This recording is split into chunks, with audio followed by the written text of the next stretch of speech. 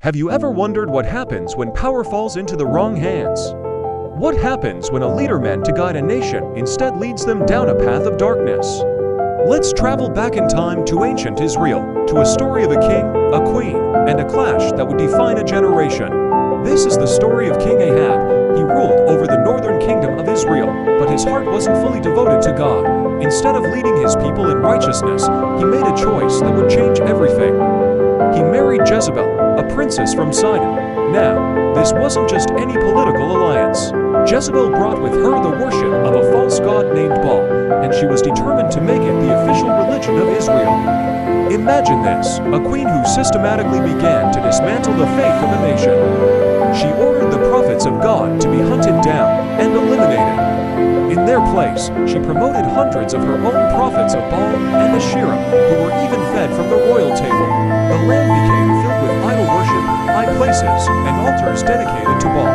King Ahab, influenced by his powerful wife, not only allowed this, but actively participated. He even built a grand temple for Baal right in the heart of Samaria, the capital city. It was a dark time for Israel. The people were confused, torn between their heritage and the new state-sponsored religion. But God never leaves his people without a witness. Into this spiritual darkness stepped a man of unshakable faith, Elijah the prophet.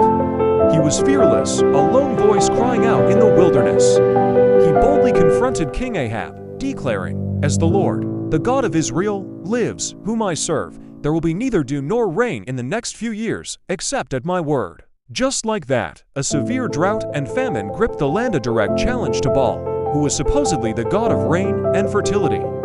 For 3 long years, the skies were shut, and the land grew barren. The tension reached its breaking point on Mount Carmel. Elijah challenged Ahab to a dramatic showdown. "Gather all of Israel," he said, "and the 450 prophets of Baal and the 400 prophets of Asherah who eat at Jezebel's table." On the mountain, Elijah stood before the crowd and asked a piercing question. "How long will you waver between 2 opinions? If the Lord is God, follow him. But if Baal is God, follow him."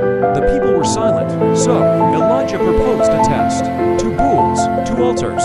The prophets of Baal would call on their God, and Elijah would call on the Lord, the God who answered by fire. He is the one true God. The prophets of Baal cried out from morning till noon, dancing, shouting, and even cutting themselves, but there was no answer. Nothing. Then, it was Elijah's turn. He repaired the Lord's altar, placed the wood and the sacrifice, and then did something astonishing. He had them drench it all with water, not once, not twice, but 3 times, until the trench around the altar was completely full. Then, Elijah prayed a simple, powerful prayer. "Lord, the God of Abraham, Isaac, and Israel, let it be known today that you are God in Israel, and that I am your servant." Immediately, fire fell from heaven. It consumed the sacrifice, the wood, the stones, and the soil, and even licked up the water in the trench. When the people saw it, they fell on their faces and cried, "The Lord, He is God! The Lord, He is God!" That day, faith was restored, and soon after, the rains returned, ending the famine. But the story doesn't end there. When Jezebel heard what happened, she was furious and vowed to kill Elijah. Later, her wickedness peaked when she orchestrated the murder of an innocent man named Naboth, just so Ahab could take his vineyard.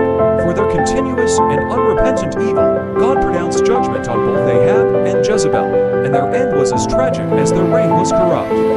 This story shows us the destructive power of compromising our faith, and the incredible courage that comes from standing firm for God. Like Elijah, we might feel like we're the only ones, but God is always with us. He is greater than any challenge we face. The story of Ahab and Jezebel isn't just history, it's a mirror. It asks us, who or what sits on the throne of our hearts? Are we wavering between 2 opinions? God is calling you today, not with fire from the sky, but with the quiet, loving voice of His Son, Jesus. He came to rescue us, to forgive us, and to give us a new life. He is the one true God who loves you. If you feel lost or torn, just open your heart to Him. Say, "Jesus, I believe you are the Son of God. Forgive me and be the Lord of my life." It's a simple prayer that changes everything. No matter where you are in your journey, remember that your choice matters. Choose life, choose truth, choose God. Thank you for watching. If this story touched you, please like, share, and subscribe for more.